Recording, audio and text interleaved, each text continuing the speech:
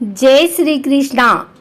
आइए सुनते हैं आज हलहारुड़ी अमावस्या के दिन गीता का यह अध्याय। संजय ने कहा, हे धृतराष्ट्र। तब श्री कृष्ण दया से युक्त नेत्रों में आंसू भरे व्याकुल चित्त अर्जुन से बोले, हे अर्जुन, अनार्य के सेवन करने योग्य अपयस कारक नरक में गिरने वाला मोह इस समय तुम्हारे मन में कहाँ से आया? तुम कायर मत बनो, यह शोभा नहीं देता। तुम हृदय की दुर्बलता को त्याग कर युद्ध के निमित्त खड़े हो जाओ।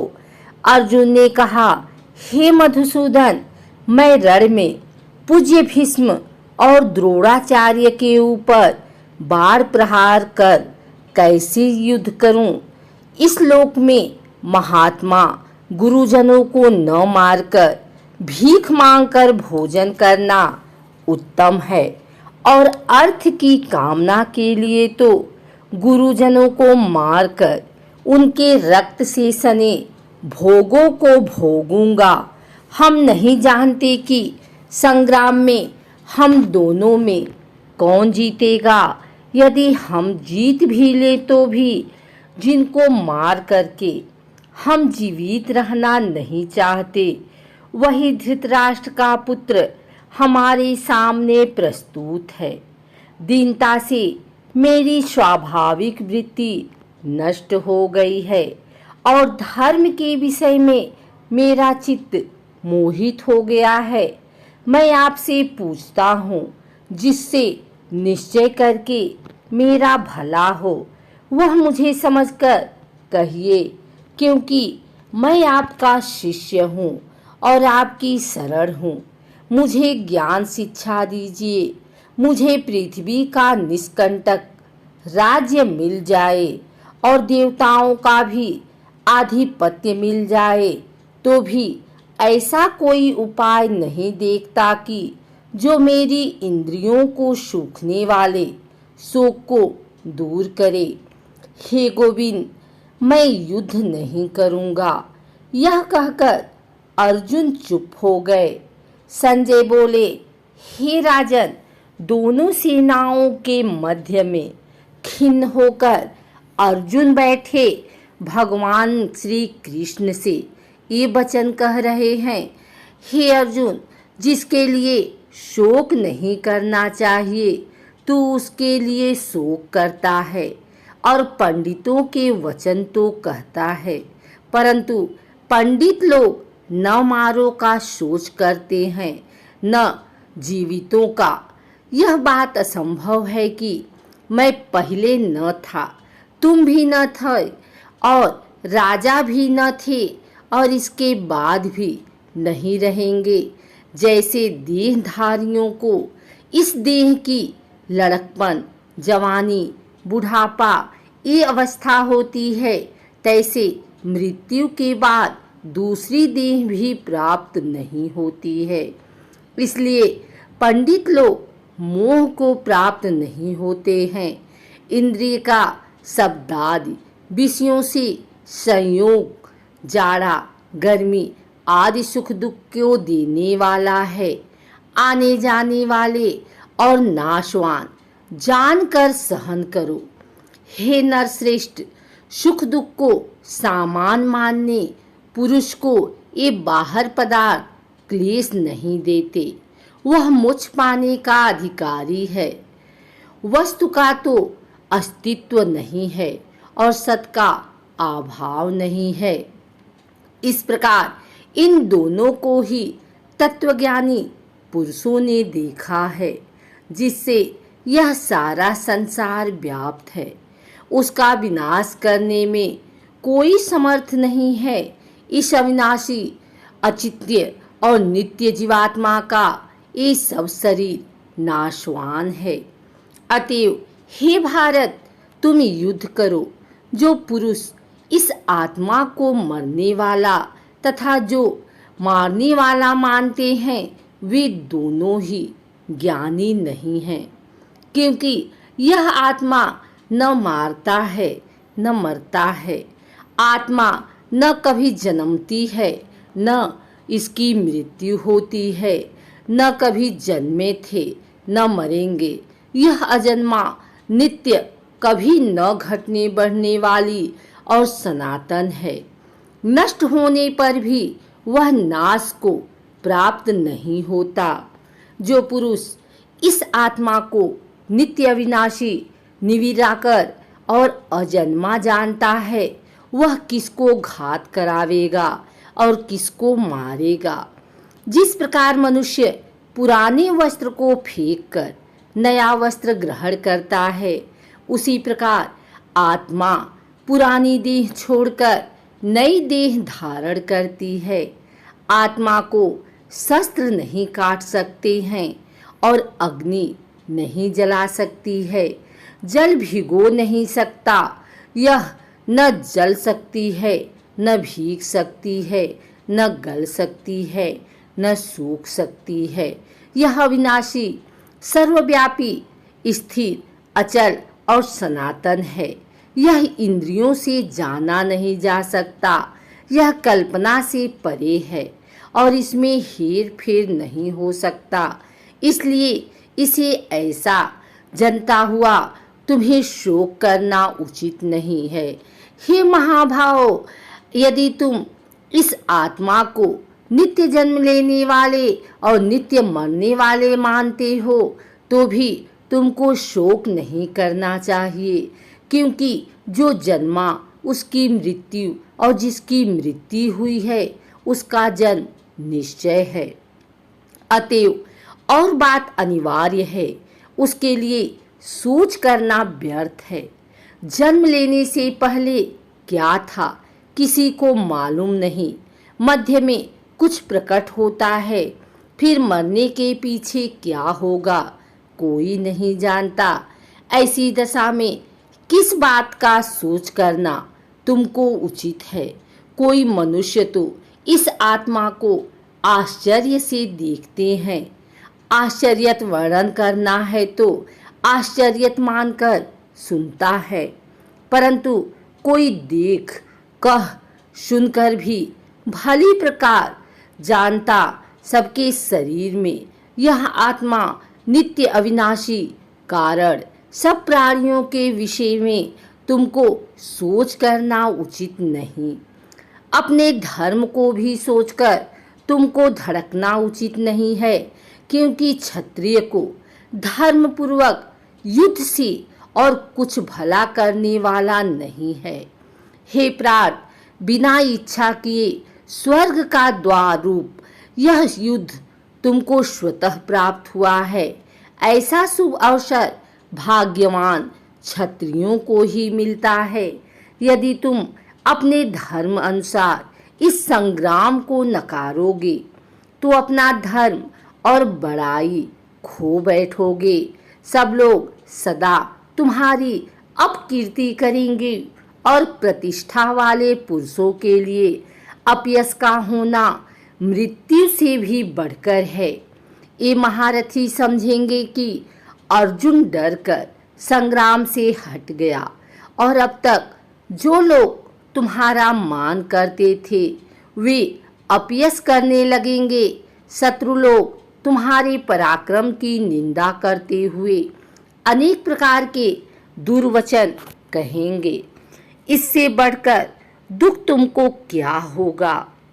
यदि तुम युद्ध में नष्ट हो गए तो स्वर्ग के भागी होगे और जीतने पर सब पृथ्वी तल पर राज्य करोगे।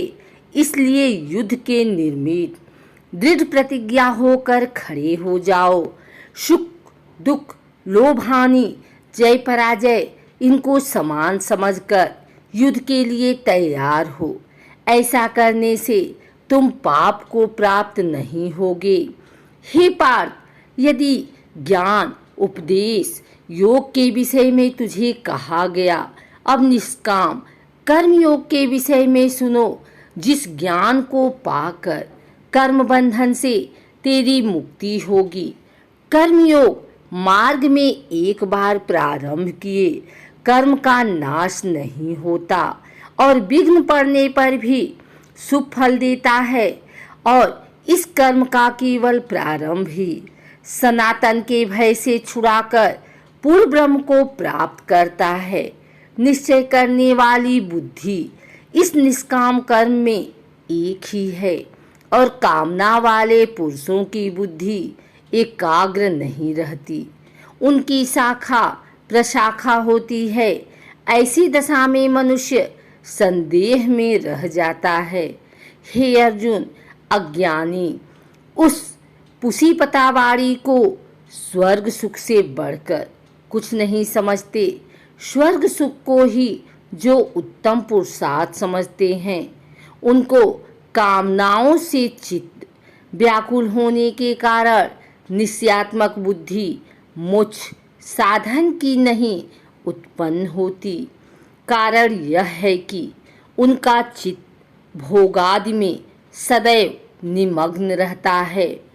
जिन मनुष्य का चित्त इस प्रकार मोह में लिप्त है और जिनकी आसक्ति भोग विलास और ऐश्वर्य में है, ऐसे पुरुषों के अंतःकरण में निश्चयात्मक बुद्धि नहीं होती। इसी संसार में सुकृत तथा दुष्कृत इस दोनों ही का त्याग कर देता है। इसलिए तुम निष्काम कर्म में प्रवृत्ति हो, जो सब कर्मों का कल्याण कारक है। कर्म फल को त्याग कर ही बुद्धि युक्त ज्ञानी पुरुष जन्म बंधन से हटकर मोक्ष को प्राप्त होते हैं। जब तुम्हारी बुद्धि मोह बन के बाहर निकल जाएगी, तब तुम्हारा मन आगे सुनने वाली तथा हुई बातों से विरक्त हो जाएगा। अनेक श्रुति स्मृतियां के वचनों को सुनने से तुम्हारी बुद्धि भ्रमित हो गई है। जिस समय वह निष्फल होकर आत्मा में स्थित होगा, तभी तुमको तत्व ज्ञान प्राप्त होगा। अर्जुन ने पूछा, हे केशव, आत्मस्वरूप में निश्चल बुद्धि वाला किसको कहा है? उसके लक्षण क्या हैं और वह कैसे बोलता है, कैसे बैठता है, कैसे चलता है? श्री कृष्ण जी बोले, हे अर्जुन, जो महापुरुष मकई सब कामनाओं को त्याग देते हैं और अपने आप ही में प्रसन्न रहता है, उसको निश्चल बुद्धि वाला कहते हैं। दुख में जिसके मन को खेद नहीं होता और सुख में जिसको आसक्ति नहीं होती और प्रीति भय क्रोध जिसके जाते रहे हैं, वह महात्मा स्थिर बुद्धि वाला मुनि कहलाता है। जो सर्वत्र स्नेह करता है, जो शुभ पदार्थ प्राप्त होने से हर्ष नहीं करता है, अशुभ से अप्रसन्न नहीं होता, उसी को स्थिर बुद्धि जानना और कछुआ जैसे अपने अंगों को सिकोड़ लेता है। उसी तरह जो पुरुष अपने इंद्रियों को विषयों से हटाता है, उसी की बुद्धि स्थिर जाननी चाहिए। निराहारी पुरुष के विषय घट जाते हैं, परंतु विषयों में उसकी चाह बनी रहती है। परम ब्रह्मा का अनुभव होने पर चाहे घट जाती है। हे अर्जुन, मोक्ष में प्रयत्न करने वाले विद्यमान व्यक्ति को भी प्रबल इंद्रियां बलात्कार से उसके मन को जीत लेती हैं। इसलिए सब इंद्रियों को विषयों से रोक मेरे विषय में तत्पर हो। जिसने इंद्रियों को बस में कर लिया है, उसी की बुद्धि निश्चल है। जो पुरुष विषयों के ध्यान में रहता है, उसमें उसकी प्रीति हो जाती है। प्रीति होने से कामना होती है। इच्छा के पूर्ण होने से क्रोध की उत्पत्ति होती है। क्रोध से अविवेक होता है। अविवेक होने से स्मरण शक्ति नष्ट हो जाती है। स्मरण शक्ति के नाश होने से बुद्धि क्षय हो जाती है। जिसकी बुद्धि का नाश हुआ, वह विनाश को प्राप्त होता है। जो पुरुष राग द्वेष से रहित हो, इंद्रियों से विषय सुख का अनुभव करता है और अपने मन को बस में रखता है, वह शांति को प्राप्त होता है। शांति मिलने पर सब दुखों का नाश हो जाता है। प्रसन्न चित्त वाले की बुद्धि तुरंत निश्चल होती है। जो पुरुष योग युक्त नहीं है, उसकी निश्चल बुद्धि उत्पन्न नहीं होती। ईश्वर में भावना भी नहीं होती। भगवान के न होने से शांति प्राप्त नहीं होती। अशांत को सुख कहाँ से मिलेगा? जैसे वायु नाव को जल में खींच ले जाता है, इसी प्रकार इंद्रियां उस पुरुष की बुद्धि का नाश कर देती हैं जिसका मन विषय शक्ति से इंद्रियों के पीछे लग जाता है। इस कारण हे महाबाहों, जिसकी इंद्रियां विषयों से सर्वथा रोक ली गई हैं, जो सब प्राणियों की रात है, उनमें संयमी जगाता रहता है और प्राणी मात्र जिस समय जागते हैं, मुनिजनों को वह रात्रि है। जल से भरे पूर्ण समुद्र में और नदियों का जल भरने पर भी वह अपनी मर्यादा पर रहता है। उसी प्रकार जिस पुरुष में इच्छा न रहने पर भी सब विषय भोग प्रवेश करते हैं, उसी को शांति मिलती है। विषयों की इच्छा करने वाले को शांति नहीं मिलती। जो पुरुष सब कामनाओं को छोड़कर तथा इच्छा रहित विचरता है और ममता अहंकार जिसमें नहीं है, वह शांति को प्राप्त होता है। हे पार्थ, ब्राह्मी स्थिति यही है। ऐसी स्थिति मिल जाने पर प्राणी फिर मोह में नहीं फंसता और अंत समय में पूर्ण ब्रह्म को प्राप्त होता है।